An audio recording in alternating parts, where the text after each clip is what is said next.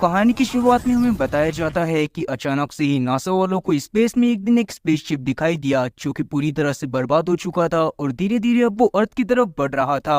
और फिर जैसे ही वो स्पेसशिप धरती के पास आया तो अर्थ की ग्रेविटी की वजह से उसके कुछ कुछ पार्ट धरती पर गिरने लगे जिनमें कुछ सुपर पावर्स थी। साथ ही धरती के बाहर का ऑब्जेक्ट होने की वजह से उसके अंदर काफी ज्यादा रेडिएशन भी था जो कि नॉर्मल ह्यूमंस को इफेक्ट कर रहा था और उन्हें काफी सारी पावर्स भी दे रहा था। और क्योंकि ये चीज सही नहीं थी इसी वजह से दुनिया की दो सबसे बड़ी ऑर्गेनाइजेशन साथ में आती हैं जिसमें से एक का नाम था CIA और दूसरे का नाम था M16। उन दोनों ऑर्गेनाइजेशन ने अपने दो सबसे बेहतरीन एजेंट्स को इस काम में लगा दिया था कि वो इस केस से रिलेटेड सारी चीजों को स्टडी करे और साथ ही स्पेसशिप के उन पार्ट्स को भी ढूंढे जिन्हें अभी के टाइम पर डिब्रीज बोला गया था।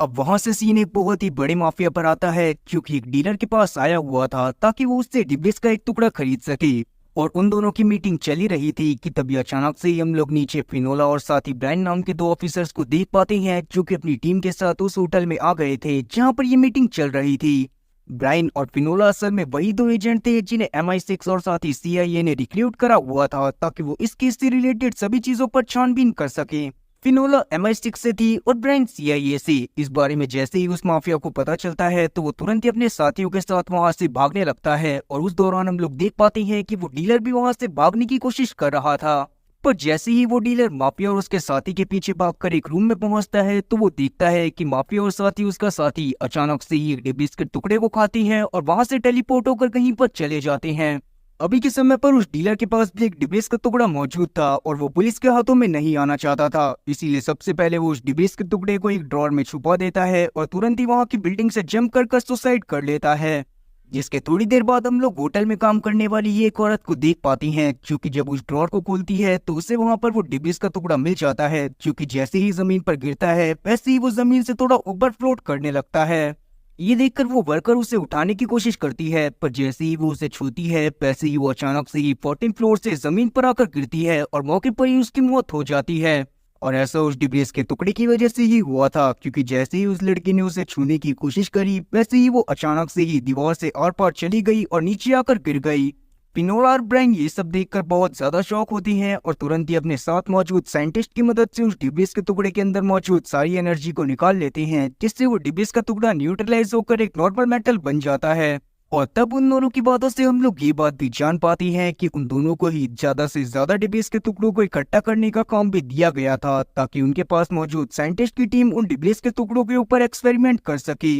वहीं हम कैरन नाम के एक छोटे से लड़के को एक औरत के साथ कार में कहीं पर जाते हुए देखते हैं पर अचानक से ही उस औरत की आंखों से खून आने लगता है और वो अनकॉन्शियस हो जाती है। अब आमतौर पर अगर किसी और बच्चे के साथ ऐसा हुआ होता तो उसकी पटकी 4 से 64 हो जाती, पर यहाँ पर हम लोग कैरन को देखते हैं जिसे बिल्कुल भी फर्क नहीं पड़ता और वो तुरंत ही गाड़ी के गेट को खोलकर बाहर निकल जाता है। पर तभी अचानक से ही उस औरत की बॉडी भी फ्लोट करते हुए गाड़ी से बाहर आ जाती है और हवा में उड़ती हुई कहीं पर जाने लगती है। वहां से सीन अब सीधा फिनोला और साथ ही ब्रायन पर आता है जिनको जब इस केस के बारे में पता चलता है तो वो दोनों फ्लाइट से उस सिटी में जाने लगते हैं जहां पर रास्ते में उन दोनों की बातों से हम लोग ये बात जान पाती हैं कि असल में फिनोला के पिता एक साइंटिस्ट थे जो कि डिब्रीज के ऊपर ही एक्सपेरिमेंट कर रहे थे, पर बाद में एक माफिया ने उन्हें जान से मार दिया था। पर अभी के लिए वो इस बारे में ज्यादा बात नहीं करते और अगली सुबह सीधा ही उस लोकेशन पर पहुंच जाते हैं जहां पर अभी भी उस औरत की बॉडी लगातार हवा में फ्लोट कर रही थी और एक वायर से उसका स्वेटर अटक जाने की वजह से एक ही जगह पर कॉन्स्टेंटली अटकी हुई थी। तब ब्रायन को सोचते हुए उस औरत के स्वेटर को वायर से फ्री कर देता है और जब वो उस औरत की बॉडी का पीछा करता है तो वो एक ऐसी जगह पर पहुंचता है जहां पर हवा में और भी काफी सारी बॉडीज तैर रही थी और सभी की सभी अनकॉन्शियस थी, जो देखने के बाद फिनोला और साथ ही ब्रायन दोनों ही बहुत ज्यादा शॉक थी। जिसके बाद जब उन बॉडीज के ऊपर टेस्ट करे जाती हैं तो ये बात सामने आती है कि वो लोग असल में मरे नहीं थे, बस वो लोग एक तरह से कोमा में चले गए थे जहां पर उन्हें सब कुछ सुनाई दे रहा था पर वो अपनी बॉडी को मूव नहीं कर सकते थे और ना ही कुछ बोल सकते थे। अब ये बात जानने के बाद फिनोला और ब्रायन तुरंत ही उस औरत के बारे में पता करना चालू कर देते हैं। तब उन्हें एक स्टोर की CCTV फुटेज में एक लड़का दिखाई देता है जो कि कोई और नहीं बल्कि कैरन था और वो अचानक से उस औरत के पास आया था और बाद में वो औरत अजीब तरह से बिहेव करने लग गई थी और उसने कैरन को अपनी गाड़ी में बैठा लिया था। अब क्योंकि उस औरत के बारे में और कोई क्लू मौजूद नहीं था, इसीलिए फिनोला और साथी ब्रायन कैरेन के घर के बारे में पता करते हुए कैरेन के घर में पहुंच जाते हैं, जो कि एक जंगल टाइप एरिया में था और वहां पर एक बहुत बड़ा मेन डिब्रिस का टुकड़ा भी गिरा हुआ था। अब उस डिब्रिस के टुकड़े को देखने के बाद वो लोग कैरेन के घर में चली जाती हैं, जहां पर जाने के बाद उन्हें कैरेन की माँ की बॉडी भी दिखाई देती है, जो कि उसी तरह से अनकॉन्शियस पड़ी हुई थी जैसे कि बाकी सभी लोगों की बॉडी पड़ी हुई थी। जिससे इस बात का अंदाजा लगाना बहुत ज्यादा आसान था कि उस जगह पर जितनी भी अननेचुरल चीजें हो रही थी वो सारी की सारी उसी जगह से चालू हुई थी। अब कैरेन के घर की तलाशी लेने पर फिनोला और ब्रायन को पता चलता है कि कैरेन की बस एक बड़ी बहन है जो कि शहर में रहती थी और घर में कैरेन भी मौजूद नहीं था। और ये बात सच में बहुत ज्यादा शॉकिंग थी क्योंकि उनके हिसाब से कैरेन को उसके घर पर ही होना चाहिए था। खैर तभी अचानक से ही फिनोला और साथ ही ब्रायन के पास उन सभी लोगों की रिपोर्ट्स भी आ जाती है जो कि उस औरत की बॉडी के साथ हवा में तैरते हुए मिले थे। उन सभी लोगों में ये बात कॉमन थी कि कोमा में जाने से पहले उन सभी लोगों को आखिरी बार कैरेन के साथ ही देखा गया था, जिसके बाद ही वो कोमा में चले गए थे। अब ये बात तो शॉकिंग थी ही, पर बाद में जब कैरेन की बहन आइला को कॉल करा जाता है तब और ज्यादा शॉकिंग न्यूज सामने आती है कि असली में कैरेन तो आज से 7 महीने पहले ही एक कार एक्सीडेंट के दौरान मारा गया था। और ये बात जानने के बाद अब फिनोला और ब्रायन के तो तोते उड़ गए थे और साथ ही अब उन्हें समझ में नहीं आ रहा था कि उन्होंने अब तक जिस भी कैरेन के बारे में सुना है वो कैरेन कौन था। वहीं दूसरी तरफ हम लोग कैरेन को देख पाते हैं जो कि अब एक दूसरी औरत की तरफ बढ़ रहा था। दूसरी तरफ हम लोग फिनोला को देखते हैं जो कि उस डिब्रीज के टुकड़े के पास जाती है जो कि कैरेन के घर के पास मौजूद था। लेकिन उस डिब्रीज के पास जाते ही अचानक से उसे उसकी माँ के विजन्स आने लगते हैं, जिन्हें देखकर वो बहुत ज्यादा ही इमोशनल हो गई थी। साथ ही अब उसे ये बात भी समझ में आ जाती है कि वो डिब्रीज अपनी पावर की मदद से लोगों की यादों में जा सकता है और उसी डिब्रीज की मदद से ही कैरेन की माँ ने 1 हफ्ते पहले अपने बेटे को जिंदा करा होगा। पर बाद में डिब्रीज ने अपनी पावर को और ज्यादा बढ़ाने के लिए कैरेन की मदद से ही उन लोगों के एनर्जीज को सोखना चालू कर दिया होगा जिनके साथ कैरेन कांटेक्ट में आता था। तब तक आइला भी वहां पर आ गई थी और जैसे ही आइला और साथी ब्रायन आपस में बातें करने लगती हैं तो फिनोला भी उनके पास जाकर उन्हें अपनी ऑब्जर्वेशन के बारे में बताती है। तभी अचानक से उनके पास ये खबर आती है कि कैरेन को अभी के समय पर एक औरत के साथ देखा गया था जो कि उसे अपना बेटा बता रही थी, पर बाद में ही अचानक से ही वो खुद भी अनकॉन्शियस हो गई और बाद में उसकी बॉडी भी हवा में फ्लोट करने लगी। जो जानकर वो तीनों तुरंत ही उस लोकेशन पर जाने लगते हैं। तब हम लोग कैरेन के घर के बाहर उसी माफिया और साथ ही उसके साथी को देख पाते हैं जिसको हमने कहानी की शुरुआत में देखा था। वो दोनों असल में वहां पर कैरेन के घर के पास मौजूद डिब्रीज के टुकड़े को चुराने के लिए आए हुए थे, पर तभी अचानक से ही वहां पर मौजूद पुलिस वालों की नजर उन दोनों के ऊपर पड़ जाती है और वो उनके ऊपर फायर करना चालू कर देते हैं। लेकिन इस बार भी माफिया और उसका साथी अपने पास मौजूद डिब्रीज का एक छोटा सा टुकड़ा खाती हैं और वहां से टेलीपोर्ट होकर पास की एक जगह पर चली जाती हैं। लेकिन उस दौरान हम लोग माफिया के साथी को देखते हैं जो कि धोखे से एक पिलर के अंदर टेलीपोर्ट हो गया था और क्योंकि अब उस बंदे को वहां से निकालना पॉसिबल नहीं था और साथ ही माफिया इस बात को जानता था कि वो उस आदमी को फिनोला और साथ ही ब्रायन के हाथ में नहीं लगने दे सकता, इसीलिए वो अपने साथी को जान से मारकर तुरंत ही वहां से चला जाता है। पर उसकी गन शॉट की आवाज सुनकर वहां पर फिनोला और ब्रायन भी आ जाते हैं जो पास की ही एरिया में थे। पर सब पुलिस वालों की तरह वो लोग भी टाइम पर नहीं पहुंच पाते और जब तक वो लोग वहां पर पहुंचते हैं तब तक माफिया का साथी मारा जाता है। अब उनके हाथ में माफिया और उसके काम से रिलेटेड कोई इन्फॉर्मेशन नहीं लगी थी, पर उन्हें ये बात समझ में आ गई थी कि कैरेन की माँ कैरेन की मौत को बर्दाश्त नहीं कर पाई थी और इसीलिए जब वो डिब्रीज के कांटेक्ट में आई तो डिब्रीज की पावर की वजह से कैरेन वापस आ गया और इसीलिए कैरेन जब भी किसी औरत को कंट्रोल करता था तो वो औरत अपने आप ही कैरेन को अपना बेटा मानने लगती थी। और इस बात का मतलब साफ था कि ये सब कैरेन की माँ की वजह से ही चालू हुआ था और उसकी मदद से ही ये सब बंद करा जा सकता था। तब इस बात को एक्सप्लेन करते हुए फिनोला आइला को समझाती है कि अगर आइला किसी तरह से अपनी माँ को इस बात पर यकीन दिलवाने में सफल हो जाती है कि कैरेन अब मर चुका है और वो जिस दुनिया में है वहाँ पर बहुत ज्यादा खुश है तो सब कुछ वापस से सही हो जाएगा।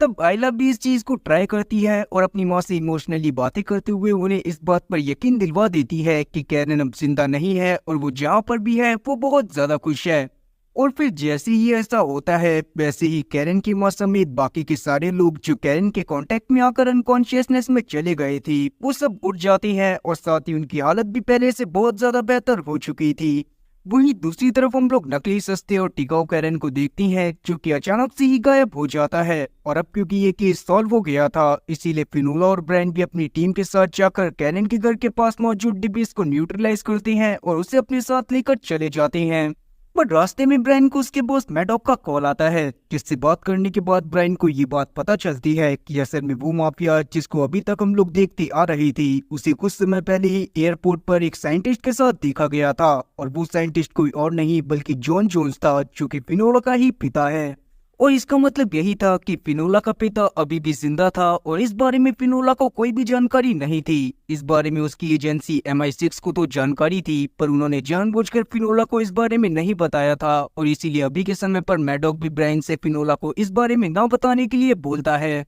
और मैडॉक ने अभी के समय पर ब्रायन को फिनोला को ये बात बताने से मना इसीलिए करा था क्योंकि कहीं ना कहीं वो इस बात को जानना चाहता था कि MI6 फिनोला से इस बात को क्यों छुपा रही है। और साथ ही वो इस बात को भी जानना चाहता था कि जॉन जोन्स उस माफिया के साथ मिलकर क्या काम करना चाहता है। आगे फिनोला और ब्रायन भी एक दूसरे टाउन की तरफ जाने के लिए निकल जाते हैं, जहाँ पर भी अजीब चीजें हो रही थी। वहाँ पर जाने पर उन्हें पता चलता है कि उस जगह पर अचानक से ही सारी मेटल की चीजें टाउन के बॉर्डर की तरफ खींची चली गई थी और उन्हीं चीजों की मदद से वहाँ पर एक बहुत बड़ी दीवार बन गई थी। और क्योंकि शहर में मौजूद कोई भी मेटल की चीज कहीं पर भी उड़ सकती थी, इसीलिए सभी सिविलियंस को एक दूसरी टाउन में शिफ्ट कर दिया गया था। पर क्योंकि उस जगह पर कोई मैग्नेटिक फील्ड नहीं थी, साथ ही किसी और चीज का भी सिग्नल नहीं मिल रहा था, इसीलिए ब्रायन और फिनोला समझ जाते हैं कि आसपास कोई डिब्रीज जरूर होगा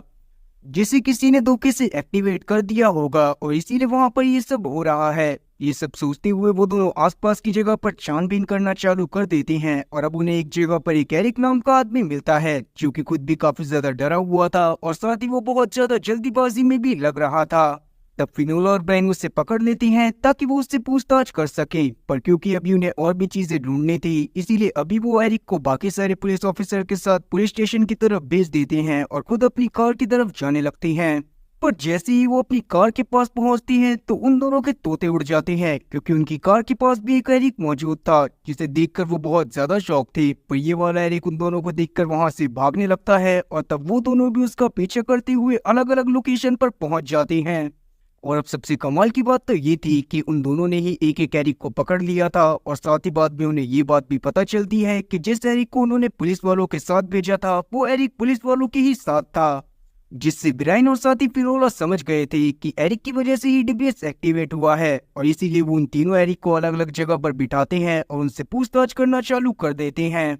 पर उस दौरान दो एरिक जो बहुत ज्यादा घायल थे, वो इंटेरोगेशन के दौरान ही मारे जाते हैं और सिर्फ एक एरिक ही जिंदा बचता है, जिससे बात करने के बाद उन्हें ये बात पता चलती है कि एरिक का हाल में ही ब्रेकअप हुआ था और उसकी गर्लफ्रेंड शहर को छोड़कर जा रही थी। और वो जल्दीबाजी में भी इसी वजह से था क्योंकि वो अपनी गर्लफ्रेंड को शहर से बाहर निकलने से रोकना चाहता था। अब इस बात को जानने के बाद फिनोला और साथी ब्रायन को सोचने लगते हैं, पर अभी वो उसकी गर्लफ्रेंड के बारे में ज्यादा ना सोचते हुए तुरंत ही उससे उसके घर का एड्रेस लेते हैं और उसके घर में जाकर छानबीन करना चालू कर देते हैं।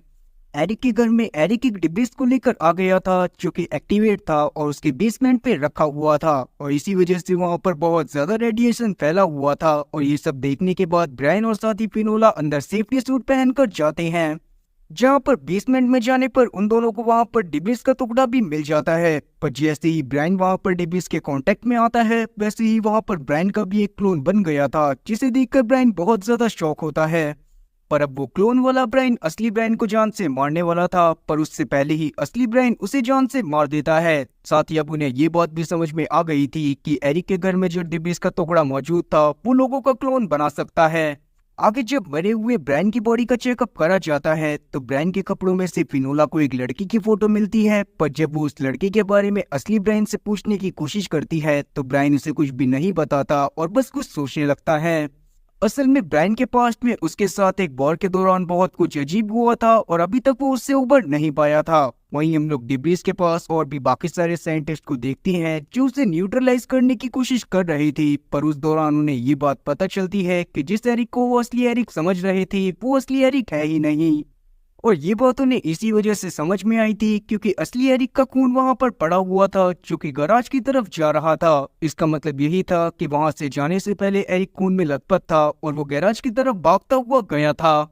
और इसीलिए अब ब्रायन और साथी फिनोला असली एरिक को ढूंढने में लग जाते हैं। तब उन्हें ये बात समझने में देर नहीं लगती कि एरिक अगर खून में लथपथ गैराज की तरफ गया था तो वो जरूर ही अपनी कार में बैठा होगा, और क्योंकि कार भी मेटल्स की होती थी इसीलिए वो टाउन के बॉर्डर पर ही मौजूद हो सकती थी। और इसीलिए वो दोनों सीधा उस जगह पर पहुंच जाती हैं जहां पर वो दीवार मौजूद थी जहां पर सारी की सारी मेटल्स की चीजें इकट्ठी हो गई थी। वहां पर उन्हें कुछ ही समय में एरिक की कार भी मिल जाती है, पर जैसे ही वो दोनों उस कार के पास जाने की कोशिश करती हैं तभी अचानक से ही डिब्रीज में कुछ हलचल होना चालू हो जाती है। और ऐसा इसीलिए हो रहा था क्योंकि डिब्रीज का टुकड़ा इस बात को समझ गया था कि असली एरिक के पास कुछ लोग पहुंच गए हैं जो कि उसकी मदद से डिब्रीज की पावर को न्यूट्रलाइज करना चाहती हैं, और इसीलिए ही डिब्रीज का टुकड़ा अपने अंदर से कुछ वेव्स को जनरेट करने लगता है जिससे पूरे शहर पर इफेक्ट पड़ रहा था। वहीं हम लोग ब्रायन को देखती हैं जो कि एरिक की कार में जाकर उसे उठाने की कोशिश करता है। तभी अचानक से ही वेव्स की वजह से उसे एरिक को उठाने में बहुत ज्यादा मुश्किल होने लगती है, और अब एरिक की कार भी धीरे धीरे बड़ी लोहे की चीजों के नीचे आकर दबने लगती है, जिससे ब्रायन और एरिक मौके पर ही मरने वाले थे। पर हमें ये इंटरेस्टिंग सीन देखने को नहीं मिलता क्योंकि वक्त रहते साइंटिस्ट डिब्रीज की पावर को किसी तरह से कम करने में कामयाब हो जाते हैं जिससे वेव्स रुक जाती हैं, और अब एरिक भी होश में आ गया था। तब एरिक की बातों से हम लोग जान पाते हैं कि जब उसके पास डिब्रीज गिरा था तब वो अपनी गर्लफ्रेंड को कॉल करने की कोशिश कर रहा था, और इसका रीजन हमें एरिक के क्लोन ने बता ही दिया था कि एरिक का हाल में ही ब्रेकअप हुआ था और वो अपनी गर्लफ्रेंड को कॉल इसी वजह से कर रहा था ताकि वो उसे शहर से बाहर जाने से रोक सके। और क्योंकि डिब्रीज भी ह्यूमन इमोशंस को समझकर अपने आसपास मौजूद लोगों को पावर दिया करता था, इसीलिए एरिक के साथ कांटेक्ट में आने के बाद उसने एरिक को भी क्लोन बनाने की पावर दे दी थी। और एरिक के वही क्लोन एरिक की गर्लफ्रेंड को अलग अलग रास्ते से जाकर रोकने वाले थे, पर तब तक एरिक की गर्लफ्रेंड भी शहर से बाहर निकलने वाली थी, और इसीलिए ही डिब्रीज ने सभी मेटल की चीजों से टाउन के बाहर बॉर्डर बना दिया था ताकि वो वहां से बाहर ना निकल पाए। तब सब कुछ नॉर्मल करने के लिए ब्रायन एरिक से उसकी गर्लफ्रेंड को कॉल करके वापस आने को कहता है, और जैसे ही एरिक ऐसा करता है वैसे ही वहां पर सब कुछ नॉर्मल हो जाता है। साथ ही हम लोग साइंटिस्ट की टीम को भी देख पाते हैं जो कि डिब्रीज को भी न्यूट्रलाइज कर अपने साथ लेकर चली गई थी। अब तक उन्हें ये बात तो समझ में आ गई थी कि अलग अलग डिब्रीज के अंदर अलग अलग पावर्स हैं, और साथ ही डिब्रीज ह्यूमन इमोशन को समझकर ह्यूमंस को भी पावर दे सकता है। पर डिब्रीज ऐसा ह्यूमन की भलाई करने के लिए नहीं करता था, बल्कि वो ऐसा इसी वजह से करता था ताकि वो ह्यूमंस की मदद से अपने अंदर भी एनर्जी को जमा कर पाए। वहीं हम लोग मैडॉक को देखते हैं जो कि M16 के ऑफिसर और फिनोला की बॉस प्रिया से जाकर मिलता है, जिससे बात करके उसे पता चलता है कि वो माफिया जो डिब्रीज चुराना चाहता था वो असल में इन्फ्लिक्स ग्रुप का हेड है। इन्फ्लिक्स ग्रुप असल में एक टेररिस्ट ग्रुप था जो कि दुनिया की हर जगह से डिब्रीज के टुकड़ों को हासिल करने की कोशिश कर रहा था ताकि वो उस पर एक्सपेरिमेंट करके डिब्रीज के टुकड़ों को अपने हिसाब से यूज कर पाए। साथ ही उसी समय पर यह बात भी सामने आती है कि जॉन जोन्स यानी कि फिनोला का पिता मैडॉक की टीम में ही काम करा करता था, पर जॉन की मौत के बाद जॉन के सारे प्रोजेक्ट रुक गए। अब क्योंकि प्रिया ने मैडॉक को जॉन के जिंदा होने के बारे में जानबूझकर कुछ भी नहीं बताया था, इसीलिए मैडॉक वहां से निकलने के बाद अपने साथियों की मदद से जॉन की ग्रेव को खुदवाकर वहां पर से जॉन की बॉडी को मंगवा लेता है। और उसने ऐसा इसीलिए करा था ताकि वो जान पाए कि जॉन असल में मरा था या फिर उसने बस घोस्ट होने का नाटक करा था। वहीं हम लोग फिनोला और साथ ही ब्रायन को देखते हैं जिन्हें डिब्रीज से रिलेटेड एक और केस के बारे में पता चलता है, जहां पर जब वो लोग जाते हैं तो वो एक औरत से बातें करने लगती हैं। तब उस औरत से बात करके उन्हें ये बात पता चलती है कि उस औरत ने ही पास में मौजूद एक मैदान में एक रेक्टेंगल बॉल को देखा था जो कि ब्लर थी, और उसके अंदर एक लड़की कैद थी जो कि बाहर आने के लिए मदद मांग रही थी। पर जैसे ही वो औरत उस लड़की की मदद करने के लिए रेक्टेंगल बॉल के पास गई, वैसे ही वो रेक्टेंगल बॉल अचानक से वहां से गायब हो गई।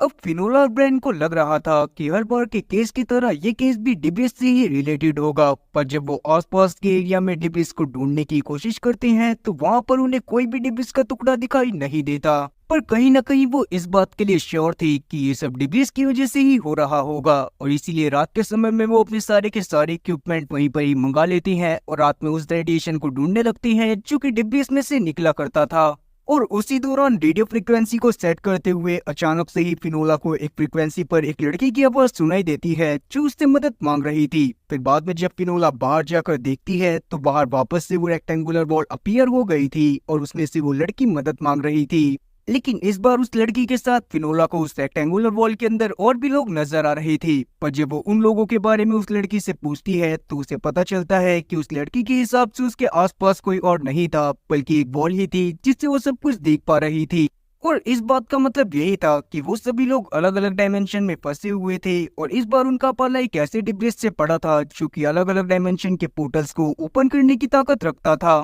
तब वो लड़की अपना नाम निकोल हेडमैन बताती है, पर बाद में फिनोला उससे कुछ और पूछ ही पाती कि अचानक से ही वो बॉल वहां से गायब हो जाती है, जिसके साथ ही वो लड़की वापस से वहां से गायब हो गई थी। फिर बाद में जब ब्रायन और साथी फिनोला निकोल के बारे में पता करती हैं तो उन्हें ये बात पता चलती है कि वो 2019 में एक जगह से गायब हो गई थी। और ये बात और ज्यादा शॉकिंग थी क्योंकि अभी के समय पर 2022 था और बस 6 महीने पहले ही डिब्रिस अर्थ पर गिरना चालू हुए थे, तो निकोल 3 साल पहले उससे कैसे अफेक्ट हो सकती थी। खैर आगे हम लोग मैडॉक को देखते हैं जो एक आदमी से जाकर मिलता है जो कि असल में एक रशियन डीलर था, और वहां पर हम लोग मैडॉक की बातों से जान पाती हैं कि असल में मैडॉक खुद भी डिब्रिस को ब्लैक मार्केट के लोगों को सेल कर रहा था और इसका रीजन पैसा ही था। मतलब ये भी हरामी निकला। खैर जिस समय पर मैडॉक यहाँ पर ये भीड़ी हरकतें कर रहा था वहीं हम लोग एट द सेम टाइम फिनोला और साथ ही ब्रायन को देख पाती है जो कि अपने दिमाग के घोड़ों को दोहरा रहे थे ताकि उन्हें ये बात समझ में आ जाए कि निकोल उस बॉल के अंदर कैसे गई। तभी अचानक से फिनोला को कुछ याद आता है और वो अपने पिता जॉन की बातों को याद करते हुए बताती है कि उसके पिता के हिसाब से यूनिवर्स में इस डायमेंशन के अलावा भी और भी काफी सारे डायमेंशन मौजूद थे जिसमें जाने का रास्ता अर्थ के ही कुछ पॉइंट पर मौजूद था। और हो सकता था कि किसी वजह से 3 साल पहले एक पर्टिकुलर टाइम पर एक पर्टिकुलर पॉइंट पर आ जाने की वजह से निकोल गायब हो गई हो और बाद में डिब्रिस की पावर की वजह से वो अब विजिबल हो रही हो। और अब यही सब सोचते हुए वो दोनों जॉन की उस वीडियो को देखने लगते हैं जिसमें वो एक थ्योरी के साथ उन लोकेशंस के बारे में भी बता रहा था जहाँ पर वो पर्टिकुलर पॉइंट्स मौजूद हो सकते थे। और तब उन्हें ये बात भी पता चलती है कि उसी सेम जगह जहाँ पर से निकोल गायब हुई थी वहाँ पर भी एक टाइम मौजूद था। और ये बात जानने के बाद वो दोनों इस बात पर श्योर हो जाती हैं कि जॉन की थ्योरी बिल्कुल सही थी। और जब वो उन पॉइंट्स के बारे में और ज्यादा पढ़ते हैं तो उन्हें ये बात भी पता चलती है कि उन्हीं पॉइंट्स पर काफी सारे लोग अलग अलग टाइम पर और भी काफी बार गायब हुए थे, और साथ ही निकोल के साथ जो लोग उन्हें दिख रही थी वो शायद वही थे, पर अलग अलग टाइम से गायब होने की वजह से निकोल उन्हें नहीं देख पा रही थी। अब ये सब पता चलने के बाद फिनोला निकोल के बारे में सोचने लगती है। तब उसे याद आता है कि निकोल ने उसे बताया था कि निकोल लगातार उन्हें देख पा रही थी, और अब क्योंकि उन लोगों को निकोल और साथ ही बाकी सभी लोगों को बाहर निकालना था इसीलिए वो कुछ सोचने लगती हैं। फिर थोड़ा और स्टडी करने पर उन्हें ये बात पता चलती है कि निकोल के बहुत ज्यादा इमोशनल होने पर वहां पर वो बॉल अपीयर हुआ करती थी, और इसीलिए ये बात जानने के बाद वो तुरंत ही वहां पर निकोल के डैड को बुला लेती है क्योंकि निकोल तो उन्हें लगातार देख ही पा रही थी, और अपने डैड को देखने के बाद वो सबसे ज्यादा इमोशनल हो जाती। फिर जैसे ही वहां पर निकोल के पिता आते हैं वैसे ही वहां पर वो पोर्टल वापस से चालू हो जाता है, और तब हम लोग निकोल की बातों से जान पाती हैं कि असल में उसके हिसाब से वो जहाँ फंसी हुई थी वहां पर वो कुछ घंटों से ही थी। पर अगर अर्थ के टाइम के हिसाब से देखा जाए तो वहां पर 3 साल बीत चुके थे। इसका मतलब यही था कि निकोल जहाँ पर थी वहां पर टाइम बहुत ज्यादा स्लो चल रहा था। अब निकोल वहां पर और भी चीजें बताना चाहती थी, पर तभी वहां पर अचानक से वो पोर्टल बंद हो जाता है, जो देखकर अब फिनोला और ब्रायन को वहां पर मौजूद साइंटिस्ट बताता है कि उन्हें जल्दी से जल्दी उस डिवाइस के टुकड़े को ढूंढना पड़ेगा जिससे उस पोर्टल को एनर्जी मिल रही थी, क्योंकि अगर उन्हें निकोल और साथ ही बाकी सारे लोगों को बाहर निकालना था तो उन्हें उसी टुकड़े की जरूरत पड़ने वाली थी, और अगर वो उस टुकड़े को नहीं ढूंढ पाती तो निकोल को निकालना बिल्कुल नामुमकिन था। अब ये बात जानने के बाद फिनोला और ब्रायन वापस से उस डिब्रिस के टुकड़े को आसपास के एरिया में ढूंढना चालू कर देती हैं, मगर इस बार भी उन्हें वो डिब्रिस का टुकड़ा आसपास कहीं पर भी नहीं मिलता। अब इस बात से वो दोनों काफी ज्यादा परेशान हो गए थे कि तभी अचानक से उन्हें वापस से जॉन की थ्योरी के बारे में याद आता है, और तब ब्रायन और फिनोला डिसाइड करती हैं कि वो वहां पर मौजूद डायमेंशनल पॉइंट से सबसे पास वाले दूसरे डायमेंशनल पॉइंट पर जाकर चेक करेंगे ताकि उन्हें वहां पर डिब्रिस मिल जाए, और वहां पर ही वो डिब्रिस मौजूद हो सकता था जिसकी एनर्जी उस पॉइंट पे जाकर इस पॉइंट से भी रिलीज हो रही होगी, इसीलिए यहाँ पर वो पोर्टल ओपन हो रहा था। वहीं हम मैडॉक को वापस से देखती हैं जिसके पास उसका सीनियर आकर उससे रशियन माफिया के बारे में बात करते हुए बताता है कि उन्होंने टारलोक को अभी अपने एरिया में देखा था। जो बात जानने के बाद मैडॉक काफी ज्यादा डर गया था क्योंकि वो नहीं चाहता था कि किसी को भी इस बारे में पता चले कि रशियन माफिया और साथ ही मैडॉक का कोई रिश्ता है। उसी समय हमें ये बात भी पता चलती है कि टारलोक असल में वही रशियन माफिया था जिसको अभी तक हम लोग देखते हुए आ रही थी। दूसरी तरफ हम लोग वापस से फिनोला और ब्रायन को देख पाते हैं जो जब दूसरे पॉइंट के पास जाती है तो वहां पर उन्हें वो डिब्रिस मिल जाता है, और साथ ही वो उस डिब्रिस को अपने साथ लेकर उसी पॉइंट पर आ जाते हैं जहां पर वो पोर्टल ओपन हो रहा था जिसमें निकोल कैद थी। वहाँ वापस आने के बाद वो मिले हुए डेब्रिस को दूसरे डेब्रिस की मदद से पावर देकर किसी तरह से निकोल और बाकी सभी लोगों को दूसरे डायमेंशन से बाहर निकाल लेते हैं, जिससे अब निकोल और उसके पिता बहुत ज्यादा खुश थे और सबसे ज्यादा खुश फिनोला थी, क्योंकि कहीं ना कहीं वो जानती थी कि अपने पिता से दूर रहना कितना ज्यादा मुश्किल होता है। आगे हम लोग वापस से मैडॉक को देखते हैं जो उस लैब में मौजूद था जहाँ पर गवर्नमेंट डिब्रीज के ऊपर एक्सपेरिमेंट कर रही थी। वहाँ पर एक ऐसा डिब्रीज भी था जिसमें अगर एक पोर्टल से कुछ डाला जाता था तो वो दूसरे पोर्टल से बाहर निकलता था। अब मैडॉक वहाँ पर उस डिब्रीज को देख ही रहा था कि तभी अचानक से उसके पास एक वीडियो आता है जिससे उसे पता चलता है कि जॉन की बॉडी की ऑटोप्सी करते हुए उसे बदल दिया गया था और वो बंदा जो जॉन की कब्र में इतने समय से जॉन बनकर लेटा हुआ था वो कोई और ही है। जो देखकर मैडॉक बहुत ज्यादा शौक था और साथ ही उसे ये बात भी समझ में आ गई थी कि जॉन अभी भी जिंदा है और उसने बस अपने आप को गोश्त करा हुआ है। वहीं अगले दिन हम लोग एक फार्मर को देखते हैं जिसकी फील्ड में अचानक से बारिश होने लग गई थी, पर जब वो फील्ड के बाहर देखता है तो उसकी फील्ड के बाहर कोई भी बारिश की बूंद नहीं टपक रही थी, जो देखकर वो काफी ज्यादा शॉक था। फिर जैसे ही वो अपनी फील्ड से बाहर जाता है तभी अचानक से ही दम घुटने से उसकी मौत हो जाती है और ये काफी ज्यादा अजीब था। थोड़ी देर में वहाँ पर ब्रायन और साथी फिनोला भी आ जाती हैं जो वहाँ पर प्रोटेक्टिव सूट्स पहनकर आए थे क्योंकि वहाँ की एयर बहुत ज्यादा पॉइजनस हो गई थी। अब वहाँ पर उन्हें ये बात भी पता चलती है कि उस फार्मर के अलावा 3 लोगों की मौत और हो चुकी है जो कि अचानक से उस फील्ड से बाहर आ गए थे। उस फील्ड के पास एक फार्म हाउस भी मौजूद था और अभी के समय पर सिर्फ वो लोग जिंदा थे जो उस फार्म हाउस के अंदर मौजूद थे और उसी जगह पर बारिश भी हो रही थी। पर अगर उनमें से कोई भी इंसान उस बारिश के बाहर आ जाता तो वो लोग भी उसी तरह से मारे जाते जैसे कि वो फार्मर और साथ ही बाकी 3 लोग मारे गए थे। अब ये सारी बातें जानने के बाद ब्रायन और फिनोला सबसे पहले तो फील्ड में चले जाती हैं, जहाँ पर जाने के बाद उन्हें पता चलता है कि फील्ड के अंदर कुछ अजीब से एलियन पौधे उग गए थे, जिनको देखने के बाद वो दोनों काफी ज्यादा शॉक होती हैं और फिनोला उनका सैंपल लेने के बाद ब्रायन के साथ तुरंत ही उस फार्म हाउस के अंदर चली जाती है। वहाँ पर और भी लोग मौजूद थे जिन्हें उस फार्मर को देखने के बाद ये बात समझ में आ गई थी कि जैसे ही वो लोग उस जगह से बाहर जाएंगे वैसे ही वो लोग मारे जाएंगे। पर तभी अचानक से ही फिनोला और ब्रायन के पास सोफिया नाम की एक औरत आती है जिसका बेटा आर्थर अचानक से ही फार्म हाउस से कहीं पर चला गया था और सोफिया को इस बात का डर था कि कहीं आर्थर उस फील्ड से बाहर ना चला जाए, इसीलिए वो ब्रायन और साथी फिनोला से जल्दी आर्थर को ढूंढ कर लाने को बोलती है। जो बात जानने के बाद फिनोला और ब्रायन भी अलग अलग होकर तुरंत ही आर्थर को ढूंढना चालू कर देते हैं। उसी दौरान अचानक से ही ब्रायन की नजर पार्किंग एरिया पर पड़ती है जहाँ पर और भी काफी सारे लोगों की लाशें पड़ी हुई थी जो बारिश के एरिया से बाहर आ गए थे और ये देखकर वो और ज्यादा परेशान हो जाता है। पर जैसे ही वो थोड़ा सा आगे जाता है तो वहाँ पर उसे एक डिब्रीज दिखाई देता है जिसको देखकर वो समझ गया था कि ये सब उसी डिब्रीज की वजह से हुआ है। अब ब्रायन उस डिब्रीज को देख ही रहा होता है कि तभी अचानक से उसकी नजर आर्थर पर पड़ जाती है जो बारिश के एरिया से बाहर निकलने ही वाला था, लेकिन ब्रायन भागकर जैसे तैसे उस बच्चे को बचा लेता है और बाद में वो आर्थर को सोफिया के पास लेकर चला जाता है। फार्म हाउस में जितने भी लोग मौजूद थे वो इस बात को जानते थे कि अगर वो बाहर जाएंगे तो मारे जाएंगे, लेकिन उसके बाद भी वो लोग अपने घर में जाना चाहती थी। लेकिन अभी ब्रायन और फिनोला उन्हें बाहर जाने से रोक देते हैं और वहीं हम लोग वापस से मैडॉक को देख पाते हैं। मैडॉक अभी के समय पर अपने बेटे के साथ खेल रहा था। उसका बेटा बड़ा तो था पर वो मेंटली अनस्टेबल था, इसी वजह से मैडॉक और उसकी बीवी के बीच में काफी ज्यादा कन्फ्लिक्ट होते रहते थे और वो दोनों एक दूसरे से सही से बात नहीं करते थे। तभी अचानक से मैडॉक की वाइफ के फोन पर किसी आदमी का कॉल आता है, लेकिन जैसे ही मैडॉक उसके फोन को पिक करके बात करने की कोशिश करता है तभी दूसरी तरफ से कोई भी आवाज नहीं आती और उतने में ही वहाँ पर मैडॉक की वाइफ जल्दी से आकर मैडॉक से अपना फोन लेती है और वहाँ से चली जाती है। वहीं हम फिनोला को देखते हैं जो जब फार्म हाउस से बाहर आती है तब अचानक से वहाँ पर उसकी मुलाकात इरफान नाम के एक आदमी से होती है जो कि असल में सोफिया का पति और साथ ही आर्थर का पापा था।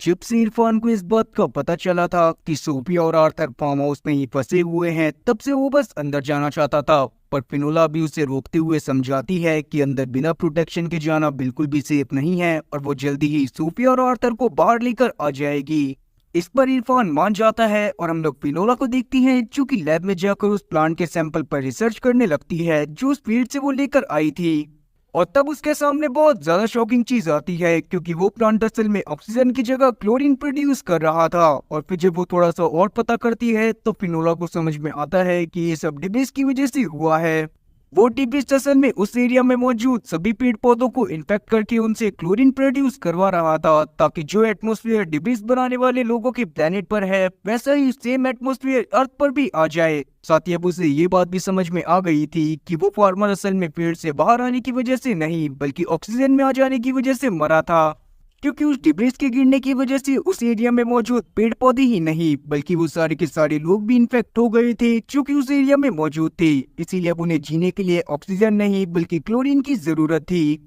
अब क्योंकि डिब्रीज की वजह से आसपास के वो एरिया जो अभी तक इन्फेक्टेड नहीं थे वो भी इन्फेक्ट हो रहे थे, इसीलिए ऊपर से ऑर्डर आते हैं कि डिब्रीज को उसकी लोकेशन से हटा दिया जाए। लेकिन फिनोला इस बात को समझ गई थी कि अगर डिब्रीज को वहां से हटा दिया गया तो वहां पर क्लोरीन बनना बंद हो जाएगा और इसीलिए वहां पर मौजूद सभी लोग मारे जाएंगे। इसीलिए वो अपने सीनियर से अभी थोड़ा सा समय और मांगती है ताकि वो एक एंटीट्यूड बनाकर उन सब लोगों को वापस से नॉर्मल और सही कर पाए। लेकिन ये बात ब्रायन को बहुत ज्यादा बेकार लगती है, क्योंकि उसके हिसाब से अब ये पॉसिबल नहीं था कि उन सभी लोगों को वापस से पहले जैसा करा जा सके। और अगर फिनोला उस एंटीट्यूड को बनाने में कामयाब नहीं हो पाती तो आसपास के सभी लोग भी मारे जाते। इसीलिए वहां पर ब्रायन फिनोला को समझाने की कोशिश करता है कि शायद उन्हें उन्हीं लोगों को मरने देना चाहिए जो कि अभी के टाइम पर फार्म हाउस में थे, पर फिनोला उसकी बात को नहीं सुनती और वहां पर वो सबको बचाना चाहती थी। और इसीलिए वो अभी के समय पर ब्रायन से बात ना करते हुए एंटीट्यूड बनाने में लग जाती है। लेकिन कुछ समय बाद उसको भी समझ में आ जाता है कि सच में ये सब पॉसिबल नहीं है, जिससे वो भी काफी ज्यादा परेशान हो गई थी। मगर तभी उसके दिमाग में अचानक से एक आइडिया आता है और वो मैडॉक को कॉल कर एक डिब्रीज के टुकड़े को मंगवाती है। अब उस डिब्रीज के टुकड़े में असल में हीलिंग एबिलिटी थी और अभी के लिए गवर्नमेंट उसको कैंसर के लिए यूज कर रही थी, जिससे लोगों को फायदा भी हो रहा था। ब्रायन को इस सब के ऊपर भरोसा नहीं था, इसीलिए वो फिनोला पर और ज्यादा गुस्सा करने लगता है। लेकिन फिर भी फिनोला उसकी बात को नहीं सुनती। तभी अचानक से फिनोला के पास प्रिया का कॉल आता है, जो उससे बातें करती हुई उसे बता देती है कि उसके पिता अभी भी जिंदा हैं। जो बात जानने के बाद फिनोला बहुत ज्यादा शॉक थी और साथ ही उसे इस सब पर भरोसा नहीं हो रहा था। पर तब प्रिया सबूत के तौर पर उसको वो वीडियो दिखाती है जिसमें उसके पिता को रशियन माफिया टार्लोक के गुंडों के साथ देखा गया था। साथ ही प्रिया उसको ये बात भी बता देती है कि ब्रायन को इस बारे में पता था, मगर उसने इस बारे में जानबूझकर फिनोला को नहीं बताया। जो बात सुनने के बाद फिनोला को बहुत ज्यादा गुस्सा आता है और साथ ही अब उसका ब्रायन के ऊपर से बिल्कुल विश्वास उठ गया था। वो इस बारे में ब्रायन से बात करना चाहती थी, लेकिन प्रिया उसे ऐसा कुछ भी करने से अभी मना कर देती है, क्योंकि वो जानती थी कि अभी के समय पर अमेरिका की गवर्नमेंट उनसे काफी सारी चीजें छुपा रही है और सिर्फ ब्रायन ही ऐसा था जिनकी मदद से वो इस प्रोजेक्ट के बारे में और भी सारी डिटेल्स हासिल कर सकते थे। इस पर फिनोला ना चाहते हुए भी मान जाती है, क्योंकि कहीं ना कहीं ये प्रोजेक्ट भी उसके लिए काफी ज्यादा इम्पोर्टेंट था। पर क्योंकि फिनोला को अभी भी बिल्कुल भी अच्छा नहीं लग रहा था और अब वो नहीं चाहती थी कि कोई और बच्चा अपने पिता से दूर रहे, इसीलिए वो इरफान को भी उसके बच्चे यानी कि आर्थर और साथ ही सोफिया के पास जाने की परमिशन दे देती है। और अब इरफान भी सोफिया और आर्थर के पास चला जाता है, जिसके अगले दिन हम लोग देखते हैं कि जब ब्रायन को इस बारे में पता चलता है कि सोफिया के पास इरफान बिना प्रोटेक्शन सूट के गया है, तो वो फिनोला के ऊपर और ज्यादा गुस्सा करने लगता है। लेकिन फिनोला उसकी बात को किसी भी तरह से नहीं सुनना चाहती थी और साथ ही वो उससे सही से बात भी नहीं करती। पर उतने में ही वहाँ पर डेब्रिस का वो टुकड़ा आ जाता है जो फिनोला ने मंगवाया था, जिसको जब वो लोग अंदर लेकर जाती हैं तो किस्मत से फिनोला का प्लान वर्क कर जाता है और जैसे ही वो उस डिब्रीज को एक्टिवेट करते हैं तभी सारे लोग वापस से नॉर्मल हो जाती हैं, जिससे फिनोला और ज्यादा खुश हो गई थी। तब वो खुशी से फार्म हाउस से बाहर आ जाती है, जहाँ पर उसे ब्रायन मिलता है। तब ब्रायन उससे माफी मांगना चाहता था, पर वहाँ पर फिनोला को अभी भी ब्रायन के उसके पिता की बात को छुपाने की वजह से गुस्सा आ रहा था, इसीलिए वो ब्रायन से सही से बात नहीं करती और वहाँ से चली जाती है। ब्रायन को लग रहा था कि शायद ब्रायन के बिहेवियर की वजह से वहाँ पर फिनोला उससे गुस्सा है, पर बात तो कुछ और ही थी। अब इसके बारे में हमें आगे जानने को मिलेगा कि फिनोला ब्रायन से सही से बात करेगी या फिर नहीं। साथ ही जब ब्रायन को इस बारे में पता चलेगा कि फिनोला को उसके पिता के बारे में पता चल गया है, तो वो कैसे रिएक्ट करेगा और वो फिनोला से कैसे माफी मांगेगा, इसके बारे में हमें आगे जानने के लिए मिलेगा। साथ ही इस सीरीज के अगले पार्ट में हमें ये बात भी जानने को मिलेगी कि टार्लोक ने फिनोला के पिता को क्यों पकड़ा हुआ है और अगर फिनोला के पिता सच में मर गए थे तो उनको जिंदा कैसे करा गया। तो उम्मीद है कि एक्सप्लेनेशन अच्छी लगी होगी। अगर एक्सप्लेनेशन अच्छी लगी हो तो चैनल को सब्सक्राइब करना और बेल नोटिफिकेशन को ऑल पर सेलेक्ट करना और वीडियो को भी लाइक करना। मैं ऐसी और मजेदार एक्सप्लेनेशन वीडियोस लाता रहूंगा। खैर